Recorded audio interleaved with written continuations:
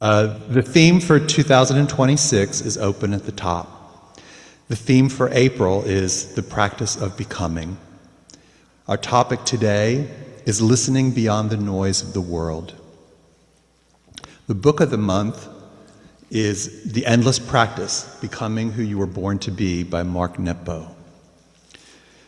Dr. Holmes reminds us, the silence is our communion with spirit, our awareness of the unity with good. And then from actor Morgan Freeman, he shares this wisdom. Learning how to be... Next slide. We don't have it. Okay. Imagine learning how to be still, to really be still, and to let life happen. That stillness becomes a radiance. And let us affirm together. Do we have that? Okay. Let's affirm together. Today is in the silence and stillness within self.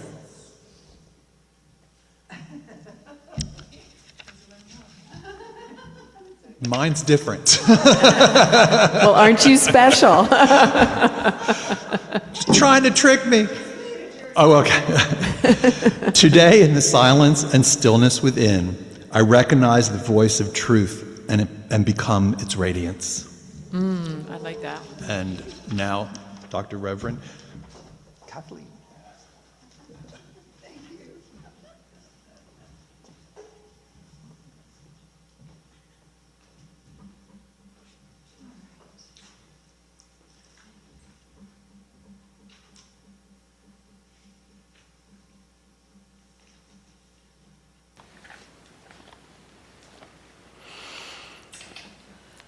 Raising the veil between me and my God.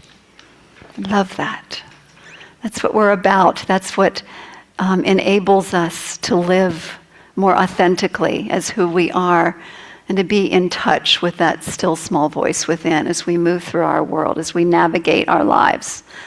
I wanted to start with reminding us of how the presence of the divine is everywhere, and we can be inspired by things in this physical world which are the outpicturing of the divine mind itself. And so I ran across a story about, well, it's actually is going on, about the astronomers who have created a detailed 3D map of the universe. And I think, yeah, right, there it is. Oh, it's just awesome. It's a sphere. Oh, it's just amazing. It's as if we were standing outside of the universe and looking at it. And they've been able to do this. They've been able to chart the positions of millions of galaxies through something called a dark energy spectroscopic instrument that they call DESI for short. And, you know, they say dark energy, but what if we called it source energy or divine energy? Spirit energy. And you'll see what I mean in just a minute. So each tiny spot, each tiny little dot, and you can hardly even see the little dots, but there are millions of them, that each one represents a galaxy. And when we think of a galaxy, what do you think of? A galaxy is this vast system of stars and planets and cosmic stuff that is all concentrated in one of those little dots, and millions of them, just to give you a sense of the vastness of the universe. And then there's also a pattern to it. You know, you see a shape and a pattern, even though it may sometimes look chaotic, you know, when looking at something through a microscope or whatever. There's this amazing order. It's this huge, like, sprawling web of life, like a cosmic web of life, because the galaxies cluster along filaments, which is really interesting. So it really is that web of life that the mystics have talked about. It's actually there. And across immense voids, and of course we can't see the voids in there because it's so full of light and manifestation of this this thing they call dark energy, which I'll call source energy. And so there's a record also of this, not only the large scale of the universe, but also the cosmic evolution of the universe and the ever-expanding nature of it, that's expanding it at huge, huge distances, moment by moment. So the reason why I'm bringing this up today when we're talking about listening beyond the noise of the world is that this beautiful manifestation of the universe, this mapping of the universe, to me, reminds me that we are microcosms of the macrocosm. We are microcosms of the macrocosm. This informs us of our own nature, our own ever-expanding nature, the pattern of order and wholeness that resides within us as our spiritual nature. It reminds us that there is this presence, this source energy that is the place from which all of this manifestation arises. Just like the scientists are saying that there's a mysterious force driving the universe at an ever-expanding rate. So as we begin to realize that we are also part of this amazing web of life, that there is an order underneath the seeming chaos, this is an invitation now to dive deep within, into that order, that presence, that love, that organizing nature of the divine, and allow it to inform us as we move through life. So I hope that makes it more inviting. Because I know sometimes there's resistance to taking the time to sit in the silence and listen and develop that connection. So Thich Nhat Hanh put it this way so beautifully: the cosmic is in us. We are made of stars, and we're also made of the nature of the universe, that driving presence beneath it and inclusive of it. So today, the practices of becoming, the spiritual practices of becoming that I'm going to be emphasizing are stillness and silence. And they may sound like they're the same, and sometimes people interchange them, but I'm going to demonstrate that there is a difference between the two of them. These are beautiful tools that we can use to learn to dive below the noise of this world and into that place where that purity of our nature and that guidance is taking place. That inner wisdom is available, the ability to discern truth, and the ability to do the heart work of releasing what doesn't serve us in consciousness. And as a result, to assume our full stature as divine beings. So what keeps us from listening then? Yes, it is all the distractions and social media. Our devices can be very distracting, and that sort of thing. But the truth is that the real distractions, the ultimate distractions, are the mind chatter. All the stuff that's going on in our minds that prevents us from taking that deep dive and hearing the guidance.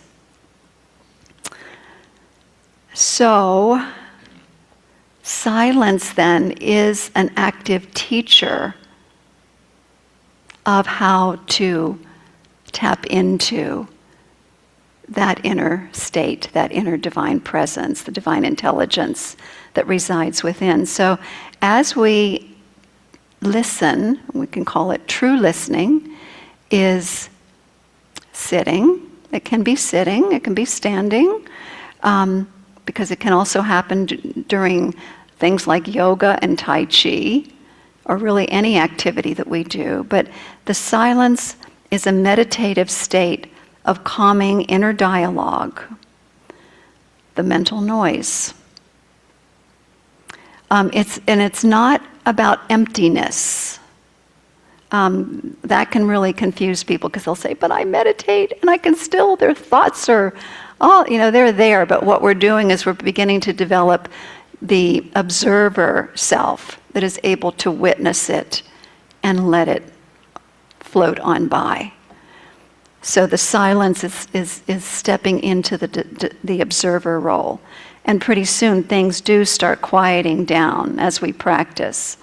So it's really it's not really an emptiness, it's an incredible fullness of presence that's taking place. And therefore it teaches us to be present to guidance, to observe without interference of thoughts and emotions that go by, to feel without judgment, and to release mental conditioning. As we practice the silence, the mind quiets, the heart expands, and spirit speaks. So there are many spiritual traditions all over the planet that teach this practice in one way or another, call it by different names, and yet what it is something to cultivate that inner peace, that inner connection with our divinity. So silence then is the dynamic teacher that reveals who we truly are. I love this quote by George Hampton. He says, silence is not the absence of sound, but the presence of everything. Take that one in. Contemplate that one. So we can do this by practicing just giving 10 minutes a day. 10 minutes a day is a great place to start. You can put your stopwatch on or whatever you want to do and just simply sit in the silence and use the breath. The breath is a great way, keeping your attention on the breath as it goes in and goes out is a great way to cultivate silence and to then begin to calm the mind and be able to listen more deeply to your guidance. The next one is inner stillness. Be still and know. Be still and know. So stillness then again is distinct from silence. It's a state of deep mental repose where inner agitation dissolves. So there's physical stillness, and I was having you practice that at the beginning of the service, is stilling the body. It's a great way to begin to help to still the mind. And so mental stillness then creates a state of balance, a state of inner peace, and a state of mental clarity. Again, the observer self that's able to observe the thoughts, the emotional turmoil, whatever comes up, but to keep that sense of inner stillness, that ability to witness, to let it be, to watch it arise and dissolve, and to learn from it and let go of mental conditioning that keeps us stuck. In the stillness, intuition grows stronger, judgment softens, and wisdom of the spirit finds room to express.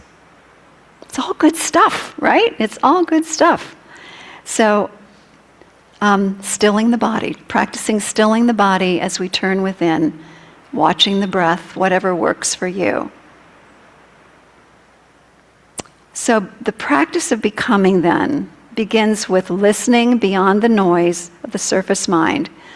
Silence is quieting the thoughts. Stillness is developing that calm. We start with calming the body, letting go of the fidgeting, and developing a profound state of peace. So here's a beautiful analogy. If we were standing in front of a lake that was very calm and very quiet, silence would be that there is no sound. The stillness would be the calmness of the lake with no ripples in it. So combined together, silent stillness, it's beautiful. They do really work together beautifully to create a state of being, a state of being in which we can become more and more of who we are in truth. That whole, perfect, complete presence of the divine that already resides within us. No separation, no distance at all. God is right here in my heart. Love it. So let's take a moment and practice. Let's practice by, feet flat on the floor, if you would. Hands in some sort of a state. You can either put them here. I use kind of the Buddhist method of one hand over top of the other and my thumbs touching and resting on my lap. Whatever works for you, where you can get as comfortable as possible. Closing your eyes, turning within. Or if that's uncomfortable for you, just turning your gaze downward. And then witnessing the breath as it comes all the way in and all the way out. All the way in and all the way out. Transitioning from the noisy mind into a deep state of radiance, presence, peace, and awareness. And I'm just going to give you a couple moments to practice.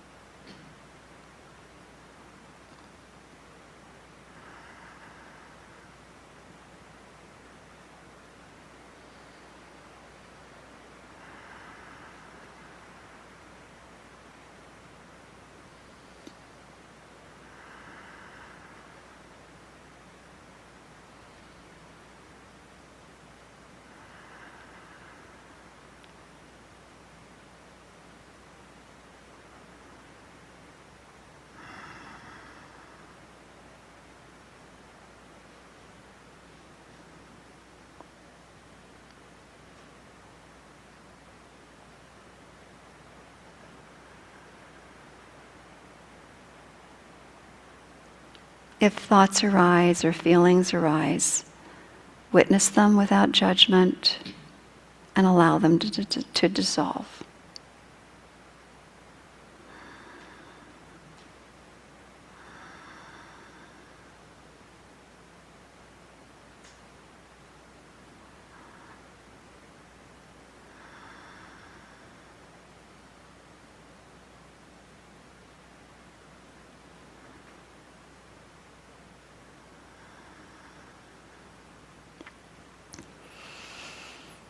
And so I speak this word into the silence, from the silence.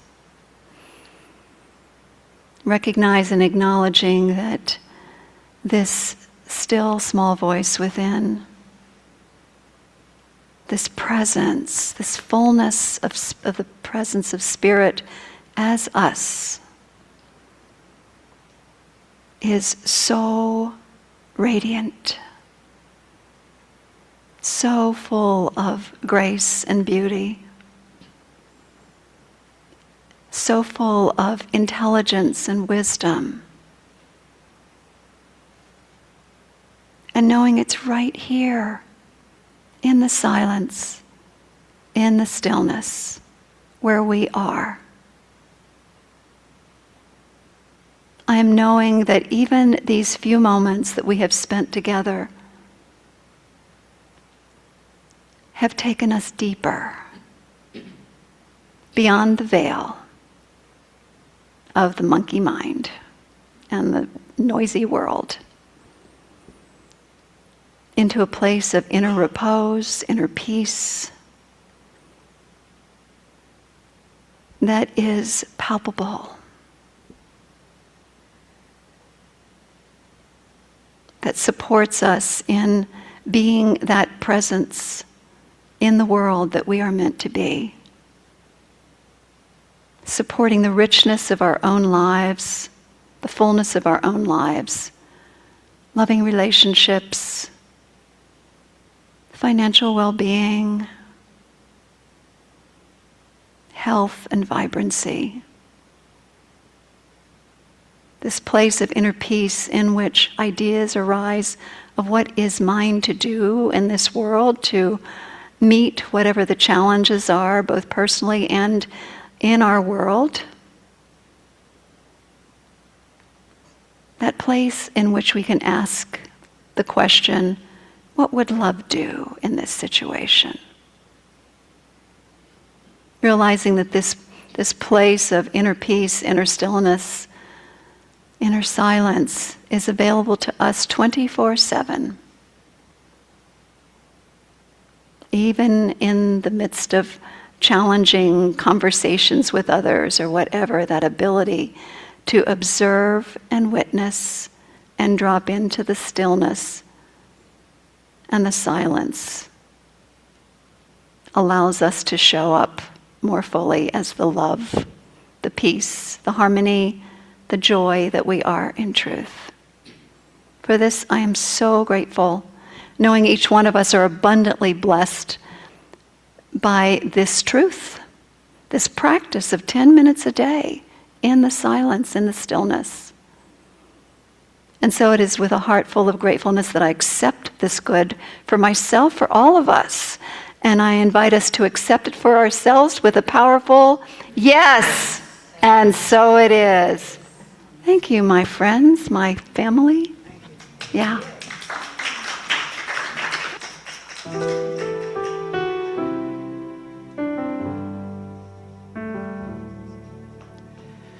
When this world seems